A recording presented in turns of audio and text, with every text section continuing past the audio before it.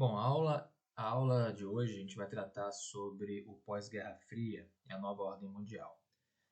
A Guerra Fria ela se caracterizou por ser uma ordem bipolar em que disputaram a hegemonia mundial duas superpotências, no caso Estados Unidos e União Soviética. Os Estados Unidos sendo a grande potência do chamado bloco capitalista e a União Soviética a principal potência do chamado bloco socialista. Esse conflito, né, que nunca chegou às vias de fato, se deu através principalmente da corrida armamentista, da corrida aeroespacial e de embates indiretos entre essas duas superpotências.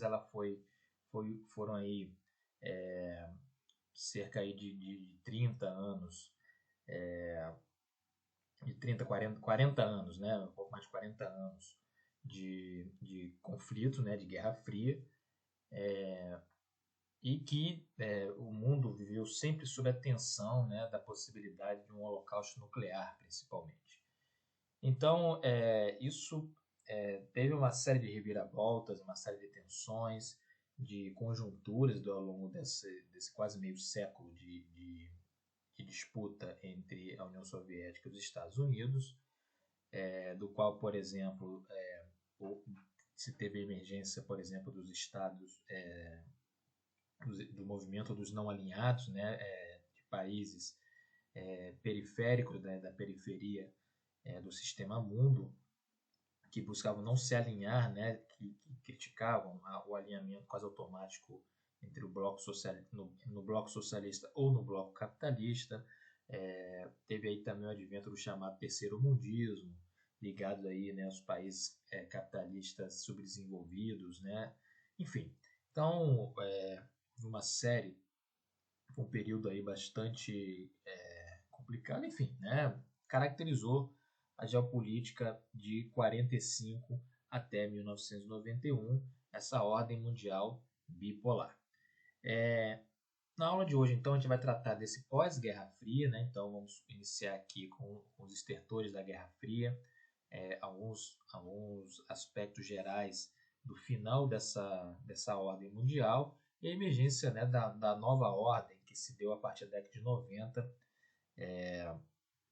e que acabou sendo, de uma maneira geral, né, a gente vai dividir aqui em dois períodos, que foi essa ordem na sua organização na década de 90 e depois na primeira década dos anos 2000. Então, vai ser esse o tema da aula de hoje. Então, nos estertores da Guerra Fria, é importante considerar que desde a década de 60, a Guerra Fria vinha cobrando um crescente desgaste tanto nos Estados Unidos quanto na União Soviética, em matéria de contestação, de desgaste econômico, inclusive, né? No caso dos Estados Unidos,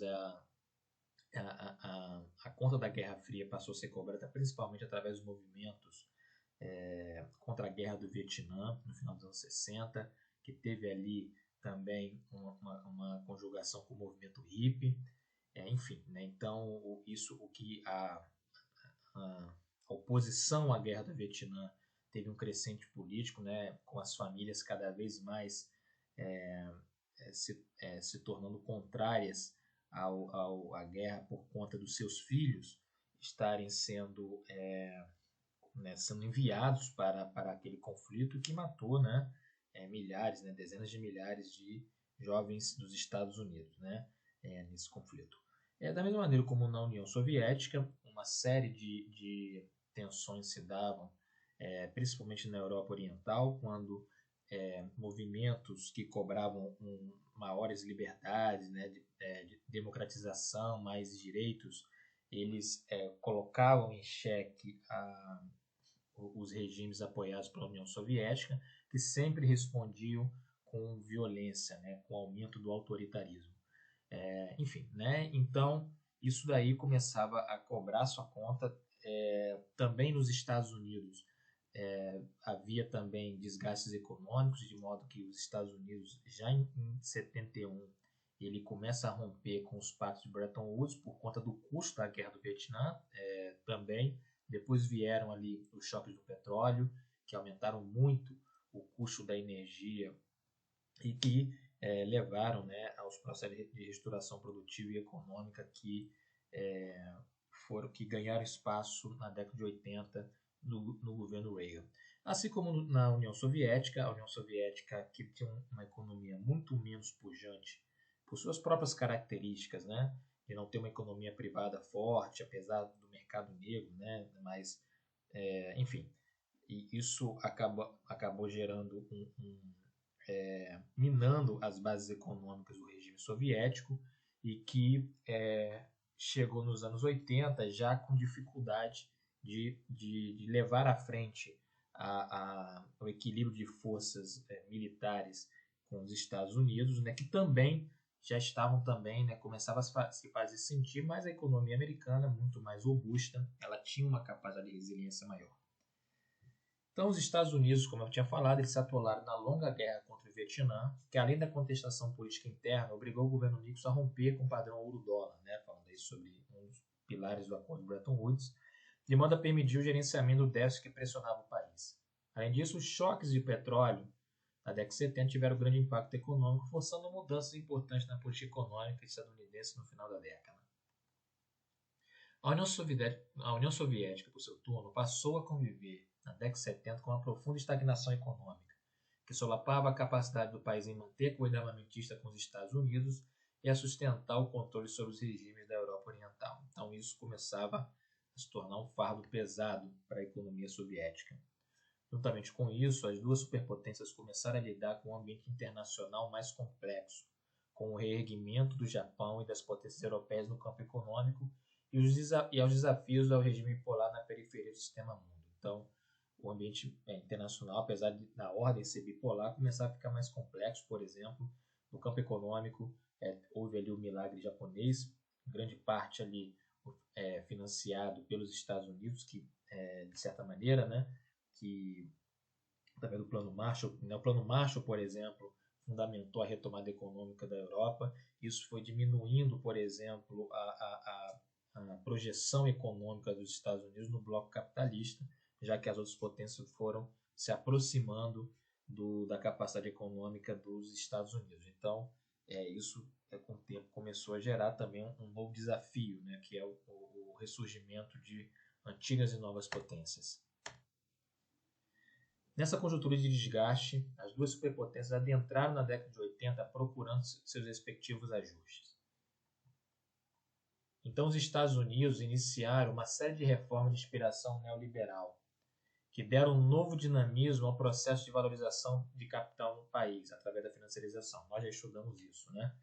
Ao mesmo tempo, o pacto neoconservador que se constituiu ao redor de Ronald Reagan deu aso a uma nova corrida armamentista por parte dos Estados Unidos, que aumentaram significativos investimentos no complexo industrial militar, né, o chamado Projeto Guerra nas Estrelas.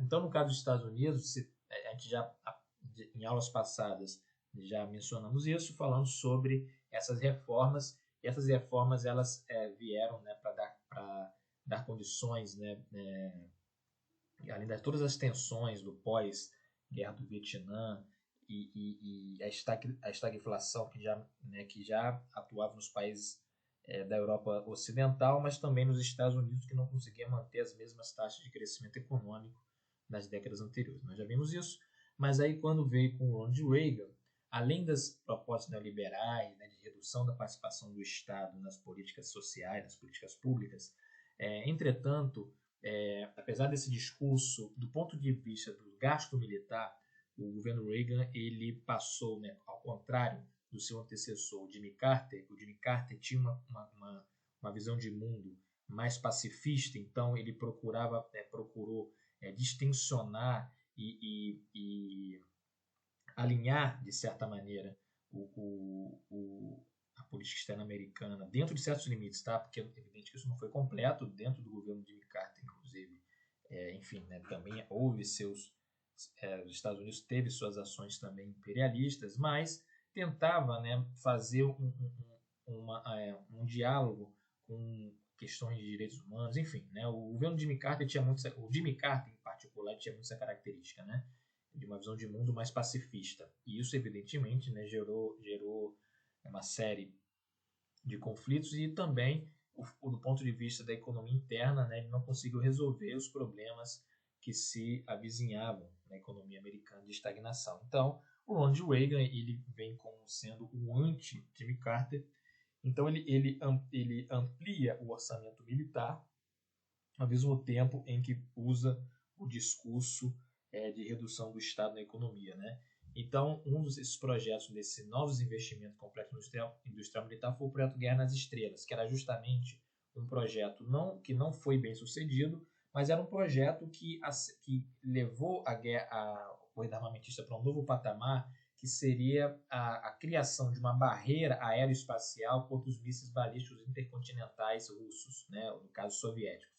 Então, lembrando, né, na corrida armamentista, o ápice do desenvolvimento tecnológico foi justamente o desenvolvimento da capacidade nuclear de veículos capazes de levar armamento nuclear por meio de mísseis intercontinentais. Então, isso tanto a União Soviética quanto os Estados Unidos desenvolveram, porém os Estados Unidos levaram um novo patamar ao tentar construir esse escudo aeroespacial para anular a capacidade de ataque dos soviéticos usando os mísseis balísticos intercontinentais. Quer dizer, e aí considerando a necessidade de equilíbrio de força dentro da ordem bipolar, isso deveria ter uma resposta, né, do complexo militar soviético. Evidentemente, lembrando que a União Soviética já vinha passando por graves problemas econômicos, né, de estagnação, e depois do segundo choque do petróleo, o petróleo voltou a cair, a União Soviética, assim como hoje a Rússia é um grande produtor de petróleo, né, exportador de petróleo, isso acabou piorando a situação econômica, né, fiscal da União Soviética, né, do Estado soviético. Então, isso foi importante. Na União Soviética, por outro lado, além disso tudo, em 79 ela se envolveu diretamente na guerra do Afeganistão, que foi de 79 a 89, que pode ser considerada o Vietnã soviético, que ajudou a deteriorar rapidamente a condição econômica do país, né, um desgaste imenso. Também foi um grande imbróglio essa guerra do Afeganistão, que inclusive foi ali que, da mesma maneira como os soviéticos deram um suporte indireto aos Vietcongues na guerra do Vietnã, dessa vez quem dava o suporte eram os Estados Unidos, que inclusive treinava grupos terroristas, que depois foram formar grupos terroristas, né, de inspiração islâmica, sempre lembrando que não é verdade que o islamismo como religião ela necessariamente leva ao fundamentalismo ou ao terrorismo, não, né? Mas é a identidade dessa região, né? Região de maioria islâmica. Então esses grupos, então a própria CIA treinou grupos, né? Como por exemplo que veio formar a Al-Qaeda, cujo líder Osama Bin Laden, né? Ele mesmo foi treinado pela CIA para fazer frente, né? Guerrilha contra os soviéticos na guerra do Afeganistão. Então, como a gente vai ver mais tarde, essa política ela vai ter consequências para os próprios Estados Unidos, né? Então também teve esse fator importante para o ocaso da Guerra Fria. Então, a partir de 1985, com a ascensão de Mikhail Gorbachev, né, o Gorbachev, a União Soviética iniciou, aqui está errado, né, enfim, uma série de reformas liberalizantes no sentido tanto econômico, né, abrindo mais espaço para a existência de mercado, de uma certa iniciativa privada, e também político, que é a Glasnost, que é uma política de aumento da transparência política, da transparência do Estado e tal. Em 1986, no entanto, ocorreu um acidente nuclear de Chernobyl na Ucrânia, né, ajudando a criar as condições políticas para a implosão da União Soviética em 1991. Então a União Soviética estava numa situação muito complicada. O Gorbachev ele começa a fazer esse esforço, né, da perestroika e da glasnost. Ele sofre muita oposição, tanto que em 1991 isso aí abre espaço para contestações dentro da União Soviética. por exemplo, liderados, né, por novos presidentes, como por exemplo o Boris Yeltsin, que foi o presidente da Rússia, né, que começa um movimento realmente de pressionar o Partido Comunista. Entretanto, né, o Gorbachev ele tem que enfrentar essas tensões internas, e aí vem um acidente nuclear de Chernobyl na Ucrânia, na cidade de Pripyat, né, que é mais ou menos próximo a Kiev, a capital. O maior acidente nuclear da história, né? O mais próximo que chegamos a Chernobyl foi agora em 2011 no Japão com esqueci o nome da usina, né? Que foi lá destruída pelo tsunami, né? Fukushima, eu acho, que foi a usina. De qualquer maneira, ele inclusive houve uma tentativa de golpe em 1991 contra o próprio Gorbachev, que acabou selando o destino da União Soviética, né? Que aí depois disso o Partido Comunista não conseguiu manter o controle sobre as repúblicas e foram sendo declaradas independentes das antigas repúblicas soviéticas, e a União Soviética ela deixa de existir em 1991, né? Então também teve esse processo. Em 1989, uma série de movimentos de contestação política, esse contestação está errado, tá? Digitado errado, contestação com S. Então é contestação com S, de contestação política, varreram a Europa Oriental. Então esses movimentos solaparam o resto da aliança de poder soviética no continente. O evento mais simbólico dessas contestações, aí está certo, né? Contestações, foi a derrubada do Muro de Berlim em 1989, que abriu o caminho para a reunificação alemã em 1990. Então, o Muro de Berlim, que foi uma menor tensão entre os Estados Unidos e a União Soviética, construído pelos soviéticos em 61, e em 89 foi derrubado e abriu o caminho para a reunificação, né, da Alemanha Oriental com a Alemanha Ocidental, que na verdade foi uma anexação da Alemanha Oriental pela Alemanha Ocidental, né, porque as instituições que passaram a reger a nova República Federativa da Alemanha, né, a partir de 1990, foram as da Alemanha Ocidental. De qualquer maneira, isso foi importante porque já mostrava aí já esse enfraquecimento da União Soviética. Aí teve um movimento do Sindicato de Solidariedade na Polônia, que já desde o final da década de 70 já começava com contestação por mais direitos, por liberdades, por mais direitos trabalhistas, né? Uma vez que, apesar do discurso socialista, a exploração nos países da Europa Oriental, da União Soviética, sobre o trabalho era tão intensa, era maior do que na Europa Ocidental. Lembrando que nesse período, até por conta da Guerra Fria e da destruição da Segunda Guerra Mundial, se constituiu nos países da Europa Ocidental, na maioria deles, ou boa parte deles, os principais, regimes social-democratas, né, que bebiam um pouco em algumas fontes do pensamento socialista clássico na construção de estados de bem-estar social fortes.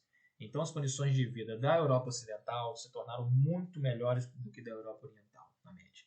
Então, isso ajudou também, né, pelo efeito comparativo. E aí, como eu falei, né, ao longo da guerra, ao longo dos anos, né, houve movimentos pedindo mais liberalização, mais liberdades, como, por exemplo, na antiga Tchecoslováquia, no caso ali na Hungria, e que todos esses casos foram duramente reprimidos pelos soviéticos, né, que interviram diretamente nesses países e reforçando o regime aliado, né, os grupos comunistas aliados ao regime soviético. Então, mas aí já no final dos anos 80, a União Soviética já não tinha mais forças para conseguir continuar reprimindo esses movimentos, né, e aí veio o que acabou, né, gerando aí na própria União Soviética a sua implosão, a independência das repúblicas soviéticas e a formação dos chamados Comunidades dos Estados Independentes. Então aqui temos uma imagem de uma manifestação em 1981, liderada pelo Sindicato de Solidariedade na Polônia, dentro de uma fábrica. Então nós temos uma manifestação e só um fato comparativo, né, mais ou menos nessa época também, 79, 78, que teve as grandes greves no ABC Paulista, no Brasil. Então, dentro desse contexto. Aqui nós temos uma imagem icônica, né, a mais icônica imagem derrubada do Muro de Berlim, aqui no Portão de Brandemburgo.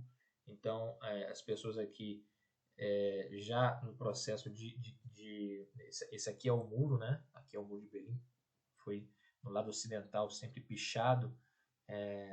Então ele foi derrubado, né? Ele foi derrubado em 1989. Então esse foi um evento muito importante da época. Nós temos aqui a tentativa de golpe em 1991 de derrubada do Gorbachev do poder, que ele foi inclusive preso na sua casa, no Palácio de Governo, na casa de verão, né, do governo, na Crimeia, né? Então ele ficou preso alguns dias e o setor mais conservador do Partido Comunista tentou retomar as rédeas, né? Mas isso acabou ajudando a acelerar e deslegitimar de vez o Partido Comunista e acelerar o processo de implosão da União Soviética, né? Até hoje Gorbachev diz que se não fosse esse golpe, a União Soviética poderia ter sobrevivido. É possível, né? Mas é uma análise, uma avaliação de quem viveu na pele esses eventos. Aqui, né, no caso, é a Comunidade dos Estados Independentes, né? Aqui era antigo território da União Soviética, e aqui com a implosão da União Soviética a gente vai ter aqui a formação desses vários países hoje, né, que foram formados depois da Comunidade dos Estados Independentes.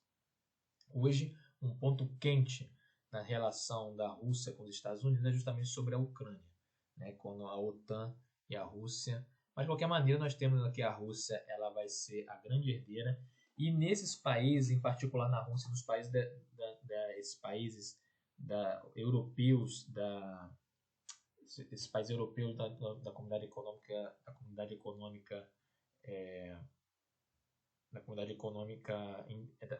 dos Estados Independentes, e também nos países da Europa Oriental, os anos 90 foi uma era de arrasa-quarteirão com a implantação de medidas neoliberais extremadas, né? De modo que a economia da Rússia, todos esses países, teve uma regressão poucas vezes vistas na história do capitalismo.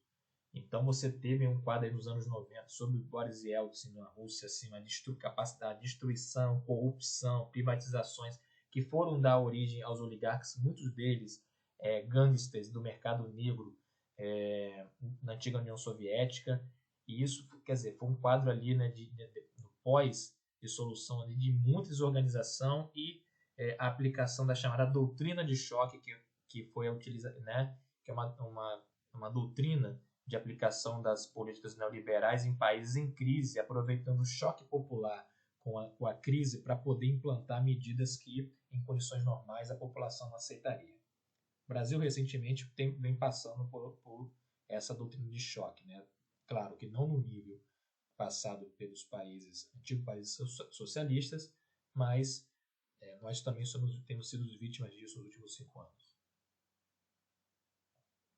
Enfim. E aí nós chegamos à década de 90. E a década de 90 a gente pode titular aí, né, como a Pax estadunidense ou a Pax americana. Eu evito falar americana, né, porque, né, os Estados Unidos não são a América, né, temos vários outros países, vários povos, né, nesse continente. Então, assim, a paz estadunidense e o triunfalismo neoliberal. Então, a década de 1990, após a dissolução da União Soviética, foi marcada pela sobreposição dos Estados Unidos como a indisputada superpotência global, a única capaz de intervir em qualquer lugar no planeta. Então, a década de 90 foi a década em que os Estados Unidos foram a superpotência restante, e foi o período que foi o único país capaz de fazer uma intervenção. Então, os Estados Unidos intervinham onde quisessem. Então, eles começaram fazendo a intervenção na Primeira Guerra do Golfo, foi a guerra contra o Iraque, depois teve a guerra dos Balcãs, a guerra da Bósnia, a guerra de Kosovo, em que a OTAN bombardeava alvos ali na antiga Iugoslávia, enfim. Então os Estados Unidos tinham essa capacidade, né? A União Soviética, ela entrou no quadro, a Rússia entrou no quadro de estruturação muito profundo, então demoraria aí alguns anos para ela começar a se reerguer. Ela começa a se reerguer a partir dos anos 2000, 97, teve a crise financeira russa que aí permitiu depois, né, a ascensão do Vladimir Putin, né, como um novo autocrata russo, e que até hoje é o grande autocrata russo, apesar de ter eleições, é ele que desde lá dá as cartas na política russa, é um homem forte e que conseguiu, né, vem conseguindo recolocar a Rússia como um ator relevante, né, no xadrez mundial, inclusive hoje, isso a gente vai falar na próxima aula, inclusive, né, quer dizer, só mencionar, né, inclusive hoje, com alguns avanços tecnológicos na tecnologia militar superiores ao paradigma, ao estado da arte dos Estados Unidos, né? Então, mas aí foi depois de uma década aproximadamente de destruição e de desestruturação, a Rússia ela volta a se recuperar. Mas até então, né, os Estados Unidos, até recentemente, vinha uma hegemonia indisputada, né? Mas que, como vamos ver, né, depois, com o longo do processo, você foi surgindo novas potências, que é o quadro atual, né, de transição, que hoje nós estamos nessa transição de ordem mundial, dessa ordem unipolar, né, se a gente pode considerar esse período de década de 90, a primeira década dos anos 2000, com uma ordem mundial unipolar no sentido de ter uma única superpotência global. Essa hegemonia, além de tudo, foi marcada pelo papel dos Estados Unidos como principal promotor da neoliberalização em todo o mundo, inclusive na antiga União Europeia, na antiga Europa Oriental, inclusive na Rússia, né? Isso se manifestou, inclusive, em algumas formulações do pensamento estratégico estadunidense, como o triunfalismo de Fukuyama, a visão culturalista da história de Huntington e as várias proposições a favor da globalização neoliberal. Aqui falando em termos de teoria geopolítica. Nos anos 90, os Estados Unidos, dentro do pensamento estratégico dos Estados Unidos, e isso que se divulgava principalmente para consumo, né, para exportação, tinha, por exemplo, trabalhos como o de Francis Fukuyama, que era um intelectual de um think tank, né, ligado ao Departamento de Estado dos Estados Unidos, em que ele vai falar, né, que com o fim da União Soviética ficou definido o fim da história, no sentido hegeliano. O que quer dizer? Que a partir daquele momento, a sociedade teria chegado ao ápice civilizatório com o capitalismo, com o liberalismo democrático capitalista ocidental. Então, que não haveria nenhuma civilização, nenhuma forma civilizatória capaz de disputar e ser superior a esse modelo que nós conhecemos, né, da globalização, do neoliberalismo e, do ponto de vista político, do liberalismo político, né? Apesar que nós vamos ver que nós já vimos que com o neoliberalismo os próprios aspectos da democracia vão sendo relativizados com o tempo, né? Que o neoliberalismo, ele na verdade convive muito melhor com regimes autoritários do que com regimes propriamente democráticos.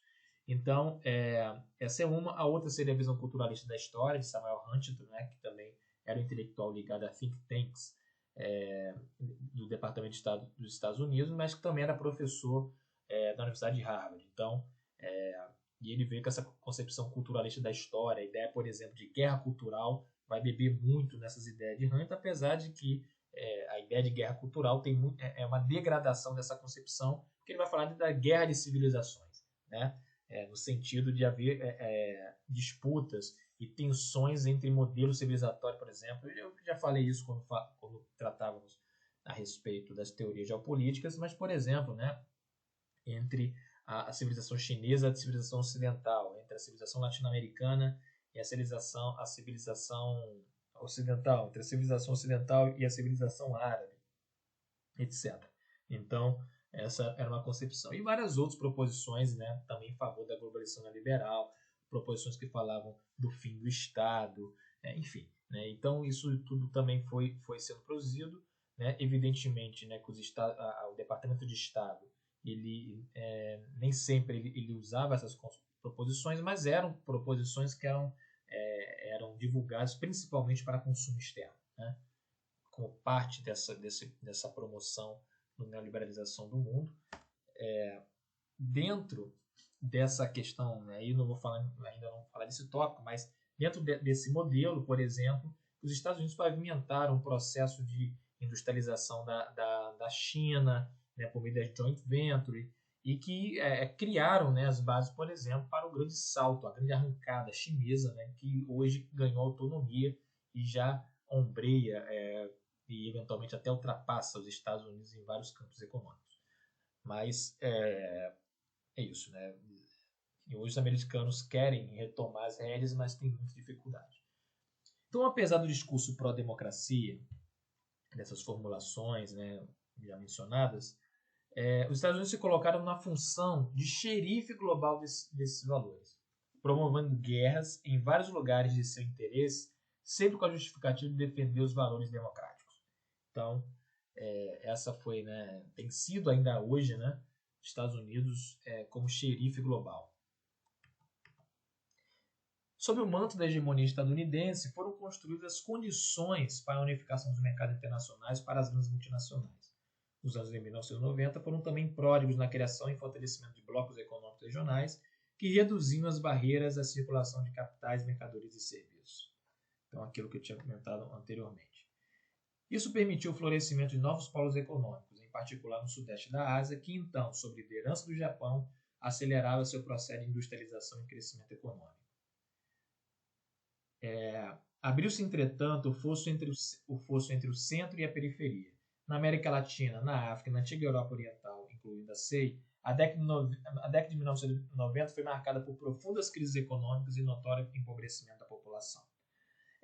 Sobre essa questão, nesse segundo tópico, sobre o crescimento de novos polos econômicos, isso é uma outra definição também para esse período, em que vamos ter uma ordem unipolar do ponto de vista militar, né, pela hegemonia dos Estados Unidos, porém multipolar do ponto de vista econômico, já que você vai ter já, na época, inclusive nos anos 90, você tinha teses, por exemplo, que acreditavam que o Japão, né, o Japão superaria, porque o Japão era dos países desenvolvidos, era os países que mais crescia o dobro, né, dos países europeus e dos Estados Unidos. Os Estados Unidos é uma economia que há muito tempo se arrastava. Porém, no final dos anos 90, o Japão entra numa crise, entra numa estagnação que até hoje não se recuperou, né? Não conseguiu, de modo que o Japão hoje é um ator, apesar de relevante, mas com menos destaque do que tinha na década de 90. Por exemplo, pegava dos 10 maiores bancos do mundo, né? 6, 7 eram japoneses, esse tipo de coisa, né? Um país pródigo da automação, da robotização. Então, o que hoje se fala da China se pensava do Japão. Só que hoje a China é muito mais robusta que o Japão, né? Porque o Japão não tinha poderio militar, um país muito menor, dependente de recursos naturais, muito mais do que a China. Não tem o território que a China tem, não tem a população que a China tem. Porém, havia esse processo. Então, por exemplo, né, em 1994, o PIB japonês ele era em torno de 60% do PIB, 60, 70% do PIB americano. Então, se previa que o Japão superaria o PIB americano. Acabou que não aconteceu nos anos 90, nos anos 2000. Os Estados Unidos passam a ter uma taxa de crescimento econômico mais acelerada, tudo bem, alicerçado dentro do capital especulativo financeiro, mas tem um crescimento mais acelerado da economia, apesar de haver uma estagnação da renda do trabalho, né, como nós já mencionamos em outras aulas, enquanto o Japão, depois da crise de 97, na sua bolsa de valor, uma crise financeira fortíssima, o Japão ele vem um processo de semi-estagnação econômica. Porém, né, como eu falei aqui, nos países como a América Latina, na África, na Europa Oriental, então, a situação estava bem mais complicada, inclusive com o empobrecimento da população. Então, nos anos 2000, né, a gente vai ter o surgimento de um novo ator, né, que é o terrorismo, né, como um novo inimigo global, e aí vamos ter também o início da crise da hegemonia dos Estados Unidos. Então foi uma hegemonia unipolar relativamente curta. Então nós tivemos aí os atentados de 11 de setembro de 2001, que foram uma ruptura no clima geopolítico dominante na década anterior, né, nos anos 90. Pela primeira vez desde Pearl Harbor, que foi atacado pelos japoneses na Segunda Guerra Mundial, e mesmo assim no Havaí, não foi dentro do território continental dos Estados Unidos, mas pela primeira vez os Estados Unidos sofreram um ataque direto no seu território, né, que foram os ataques terroristas de 11 de setembro. E aí os atentados colocaram em evidência um novo ator, que antes era marginal, o terrorismo sempre existiu, mas ele vai ser colocado no centro da arena, né, que vai ser por conta aí das ações da Al-Qaeda.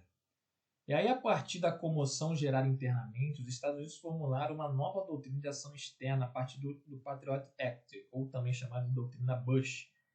E nessa formulação, mudaram o discurso da política externa americana, ela mudou, né, ainda tinha a questão da defesa da democracia, mas os Estados Unidos deixavam mais explícito, né, que eles se colocavam realmente no direito de intervir preventivamente, essa é a palavra-chave, intervir preventivamente em qualquer ameaça aos interesses americanos que eram equalizados como interesses da democracia que estivesse sob ameaça. Inclusive, eu tive a oportunidade na época de ler na Newsweek um resumo, assim, na verdade, a divulgação da doutrina Bush. Inclusive, nessa doutrina, eles criam o conceito dos estados terroristas, que seriam os estados que apoiavam grupos terroristas, e a partir dessa concepção que os Estados Unidos vão começando a pavimentar um desejo antigo de retirar o Saddam Hussein do governo como chefe de Estado do Iraque, né? Era uma ditadura, mas enfim, ele era considerado um óbice no Oriente Médio, um obstáculo aos interesses americanos no Oriente Médio. Então, ele havia esse desejo antigo, né, que não foi conseguido na Primeira Guerra do Golfo, e a partir dessa doutrina Bush, vai se colocar o Iraque como um Estado terrorista, acusando, depois se descobriu que era mentira, mas acusando falsamente o regime de Saddam Hussein de estar produzindo armas de produção em massa, para justificar internamente, principalmente, mas também externamente, apesar de se conhecer fora internacionalmente, havia muita desconfiança dessa narrativa, que depois se provou mentirosa, para invadir o Iraque e trazer a guerra do Iraque. E que, novamente, com as reviravoltas da história, abriu espaço para um grupo terrorista ainda mais violento, um braço da Al-Qaeda, né, que foi duramente combatida no Oriente Médio pelas forças estadunidenses, que foi o Estado Islâmico, né, que foi um braço da Al-Qaeda, mas com ações muito mais impressionantes, né, de pegar jornalista e queimar ao vivo, cortar a garganta ao vivo, uma coisa assim terrível, né, quase no nível dos programas pinga-sangue do Brasil, né? É interessante, né? Isso daí no Brasil já é quase um programa de audiência popular, muitas vezes, né? De mostrar ao vivo operações policiais. Eles pegavam, né, às vezes, presos, né, jornalistas, esse tipo de coisa, e cortava a garganta ao vivo, aí botava no YouTube, um negócio pavoroso. Botava vídeo matando a pessoa queimada viva. E aí foi consequência, grupos terroristas, em consequência dessa intervenção dos Estados Unidos no Iraque, né? Porque ele desestruturou e deu espaço para grupos terroristas, como aconteceu no Afeganistão, que redundou com a criação, né, da Al-Qaeda.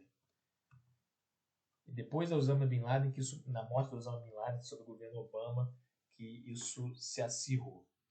Então, essa formulação, também conhecida como doutrina Bush, legitimou intervenções militares dos Estados Unidos no Afeganistão, né? A partir de 2001 mesmo, os Estados Unidos em 2001 já foram combater o Talibã no Afeganistão, que seria um outro estado terrorista, né, que estaria abrigando o Osama Bin Laden e tal. E no Iraque, com apoio de veículos de imprensa, né, o New York Times, por exemplo, a CNN, que são respeitados nos Estados Unidos como órgãos de imprensa liberais, né, no sentido dos Estados Unidos, né, quer dizer, progressistas e tal, de natureza progressista, e apoiaram, né, chancelando as alegações fraudulentas para atender sobre o Iraque deter arma de destruição em massa para atender os interesses corporativos, né? Em especial a guerra do Iraque, que tinha tudo a ver ali com o controle do petróleo do Oriente Médio. Também no bojo dessa inflexão da forma como os Estados Unidos passariam a atuar no exterior, foi criada toda a infraestrutura de espionagem de chefes de Estado, inclusive aliados como a Alemanha e Brasil, e da sua própria população. Essa política ela foi revelada por meio do WikiLeaks, né, no início da segunda década do século agora, né, 2010, a partir das revelações do analista da National Security Agency, né, dos Estados, quer dizer, a Agência de Segurança Nacional dos Estados Unidos, o Edward Snowden, né, quando ele tem um filme, inclusive, quando ele descobre que a própria população dos Estados Unidos estava sendo espionada, né, e-mails, telefonemas pela NSA, ele pega e, né, hoje Snowden mora na Rússia, ele não pode voltar para os Estados Unidos, foi inclusive renegado pelos próprios pais, enfim. É interessante, o Snowden ele era de tendências republicanas, inclusive, né? Mas ele se revolta. Teve outros casos também, teve um caso também de um soldado americano que denunciou as torturas que estavam acontecendo no Iraque e ele está preso até hoje. Ele foi condenado pela Corte Marcial dos Estados Unidos, inclusive sofrendo torturas e tal, sofreu tortura.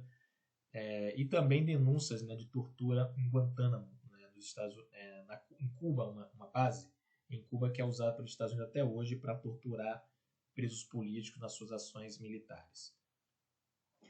Então, além das intervenções militares e sanções econômicas, os Estados Unidos passaram, está errado aqui também atuar por meio da articulação com sistemas judiciais de vários países, de modo a interferir a partir de dentro dos países alvos na política interna desses países. Hoje conhecido como lawfare, o Brasil foi um dos principais alvos por meio da Operação Lava Jato, que desestruturou a cadeia produtiva de petróleo e gás brasileira, inclusive liquidando algumas das mais importantes e competitivas empresas de engenharia brasileiras que disputavam o mercado com empresas de engenharia dos Estados Unidos, Odebrecht principalmente. Então, inclusive esses acordos de cooperação judicial, né, que o Brasil fez, outros lugares também, a Suíça fez, inclusive com muitos indícios de corrupção entre procuradores desses países. Na Suíça, o procurador-geral foi demitido e processado, né, por corrupção nesses processos, mas aí essa foi também a informação dos Estados Unidos, nesse sentido de ser o xerife, buscando defender seus interesses, articulando e atraindo setores conservadores do sistema judicial desses países. O Brasil talvez tenha sido o maior afetado, talvez não, com certeza foi o maior afetado por essa a partir da Lava Jato. Né? Eu não vou me aprofundar aqui, mas você tinha lá troca. Hoje, né, já se fala, já se sabe com mais clareza, né, mas talvez venha mais coisas aí. O fato aí, por exemplo, do próprio Rodrigo Janot, que na época era procurador-geral da República, levar dados, informações secretas da Petrobras para o FBI, para o Departamento de Estado dos Estados Unidos, para comprar poder para o governo americano processar a Petrobras nos Estados Unidos. Né? Então, enfim, é uma longa história, mas isso também é uma outra dimensão da política externa americana desse período. Então temos aqui uma imagem, né, famosa, já icônica inclusive, dos atentados de 11 de setembro. Foi uma coisa muito traumática. E aí uma consequência, aí uma charge dos Estados Unidos falando aqui, né, obrigado ao Congresso pelo ato patriota, que vai permitir o FBI espionar hábitos de leitura de suspeitos perigosos. E aí mostra aqui, né, arapongas do FBI espionando uma menininha lendo um livro. E aí ele fala, né, desculpa, senhorita, estamos apenas fazendo nosso trabalho. Então, esse é um caso, né, de uma crítica ao ato patriota que abriu espaço para poder justamente cercear. Uma das coisas também, né, foi muito polêmica na época, também cercear em nome da segurança nacional, as liberdades individuais dos Estados Unidos, que é uma coisa muito cara na cultura dos Estados Unidos, né, da cultura lá estadunidense. Então, né, isso foi uma consequência que né, de um soldado iraquiano, né, um soldado dos Estados Unidos, estadunidense, abordando uma criança iraquiana, né? Tem muitas cenas terríveis, inclusive de tortura, né? Aqui é uma foto de um processo de tortura. Esses presos estão sendo torturados em Guantánamo, em Cuba. Lembrando que é em Cuba, mas é uma base militar estadunidense. Isso aqui foi um escândalo porque foi revelado, né, esses métodos de tortura. Isso daqui é um método de tortura dos mais terríveis contra presos políticos, né, nos países que os Estados Unidos fazem intervenção, que foram principalmente árabes, né, Então, e uma das coisas que eles perceberam que não é que através da dor, da tortura clássica, vários desses presos eles não se submetiam. E aí começaram a usar uma técnica de choque que foram sendo aprendidas com experiências de terapia de choque na Universidade de Toronto, no Canadá, que foram apropriadas pelos neoliberais, né, com a coisa da doutrina do choque, mas também como método de tortura, que é você fazer uma tortura sensorial sobre os prisioneiros, de modo a gerar um apagamento da capacidade de raciocínio, né, do torturado. Então, o que eles faziam? Colocavam luvas nas mãos do prisioneiro, luvas e não conseguiria movimentar luvas presas, isso tirava a capacidade de tato dos prisioneiros, colocavam essas máscaras para evitar sentir cheiros e também evitar a comunicação, cegava a pessoa com esse tato, porque a pessoa não enxergava, ficava no breu, e também impedia a pessoa de ouvir. Então a pessoa ficava com a sua cabeça simplesmente isolada das sensações sensoriais, né? Uma redundância aqui, mais dos sentidos sensoriais. Então, isso foi uma forma de tortura psicológica em que ela é muito efetiva no sentido de derrubar a resistência do prisioneiro, do torturado. Então, isso aí, Guantánamo usou extensamente essa técnica de tortura, que é mais recente, e que tem impactos psicológicos sobre o torturado que são muito mais duradouros e destrutivos do que a própria tortura física tradicional, né? Então, isso daí foi um escândalo também, e recentemente teve uma reportagem denunciando que os Estados Unidos continuam usando esses métodos de tortura em Guantánamo, né? Inclusive o Obama, quando ele foi eleito, ele prometeu desmantelar esse sistema de Guantánamo, mas não o fez. E aqui temos uma foto aqui do Snowden, que foi quem delatou, né, quem revelou ao mundo por meio do Wikileaks, né? Inclusive o Assange está sendo avidamente perseguido pelo sistema de justiça dos Estados Unidos, né? Ele está preso com uma acusação falsa de estupro na Inglaterra, né? E os Estados Unidos estão colocando toda a sua pressão, sua pressão diplomática para levá-lo para os Estados Unidos, no qual ele vai, né? Enfim, vai ser eles conseguindo o Assange, né? Que era o líder, né, do Wikileaks, ele, né, vai sofrer todo o peso e da punição, né, do sistema judicial dos Estados Unidos, mas não aquele eu digo assim, né, na verdade, como um inimigo do Estado, né? Então, Assange hoje, né, inclusive é uma pauta, né, de reivindicação democrática hoje de vários movimentos no mundo, né, a libertação de Julian Assange. E aí, para a gente finalizar, né, palavras-chave para estudar, né, para esse conteúdo. Então, o fim da União Soviética, um conteúdo não muito difícil de achar. A reunificação alemã também tem bastante material. Sobre a comunidade de Estados independentes, também bastante material. A nova ordem mundial, nova desordem mundial, vou passar um texto para vocês sobre esse tema. Então, aí, palavra-chave para definir aí a nova ordem mundial, uma ordem unipolar, militar e multipolar, econômica. O terrorismo, né, e também considerar aqui o terrorismo de Estado, né, porque também não, isso também é coisa quando fala do Estado terrorista, talvez nesses anos o principal Estado terrorista do mundo tenha sido os Estados Unidos. Hoje, por exemplo, nós temos outro exemplo de um Estado terrorista como o Estado de Israel, né? A gente pode considerar que usa muito táticas de terrorismo contra a população palestina. A doutrina Bush. Então a gente termina aqui essa aula.